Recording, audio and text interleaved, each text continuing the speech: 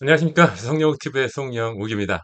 언제부턴가 노후 준비가 남 얘기 같지 않게 들리기도 합니다. 혹시 여러분 느끼십니까? 자녀 학원비도 들어가시는 분도 계시고, 대출도 있으신 분도 계시고, 또 부모님 병원비가 필요하신 분도 계십니다. 버는 건 일정한데, 쓸 돈은 아직도 굉장히 많습니다. 그리고 노후 준비도 해야 되는 거죠. 어, 갑자기 불안한 생각이 들기 시작합니다. 이렇게 살아도 되는 걸까요? 막연하게 이렇게 걱정하시는 분들을 위해서 제가 8회에 걸쳐서 4050 노후 준비 끝판왕 시리즈를 영상으로 준비하게 되었습니다. 지금 우리가 당면한 현실부터 그리고 은퇴 이후를 안정적으로 설계하기 위한 전략까지 차근차근 단계별로 제가 영상을 올릴 예정입니다. 오늘은 그 첫 번째 영상인데요.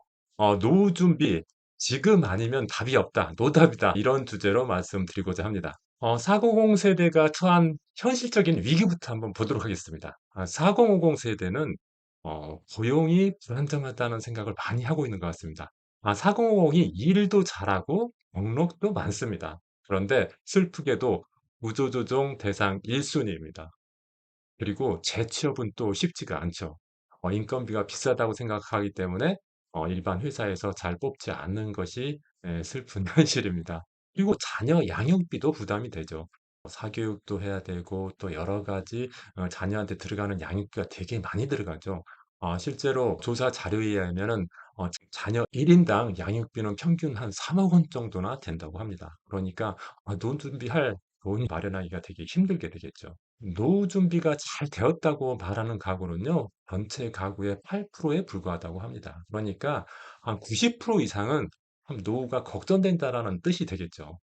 그런데 걱정만 하면 되는 게 뭐가 있겠습니까? 중요한 것은 걱정하는 것이 아니라 지금부터 준비할 수 있느냐? 이것에 있다고 볼 수가 있겠습니다. 노후 준비는 나이가 40대든 50대든 지금부터 준비를 해야 된다고 저는 생각을 합니다. 왜 지금 당장 노후 준비를 시작해야 되는지 말씀드려 보도록 하겠습니다. 희망퇴직 나이는 보통 한 69세 정도라고 합니다. 우리나라 직장인을 대상으로 언제쯤에 퇴직했으면 좋겠냐고 물어봤더니 희망퇴직 연령은 한 69세 정도라고 합니다. 그런데 현실적인 퇴직을 언제 합니까? 평균적으로 한 50세 정도에 퇴직을 하게 된다고 합니다. 그런데요, 우리가 언제까지 사냐면은 지금 기준으로 봤을 때 평균 수명이 84세입니다. 그러니까 50세에 퇴직해서 84세까지 살아야 된다는 거죠. 무려 34년이나 버텨야 됩니다. 그런데 또 우리 평균 수명은 점점 늘어나고 있죠. 그래서 그 기간은 더 길어질 거라고 생각이 됩니다. 대부분의 사람들이 노후 자산, 노후 생활비가 부족하다고 생각하시는 분들이 많이 있습니다. 그런데 노후 자산 얼마나 필요할까요?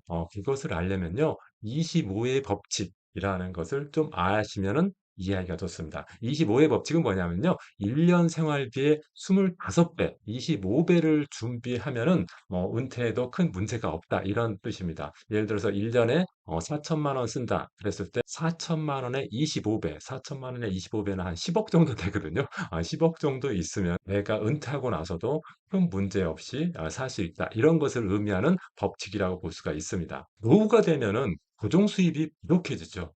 직장 다닐 때는 계속적인 월급이 있기 때문에 고정 수입의 문제가 크게 문제되지 않는데 노후가 되고 직장을 퇴직하게 되면은 고정 수입이 부족하게 됩니다. 그 부족한 부분을 어떻게 해결하는 게 좋을까요?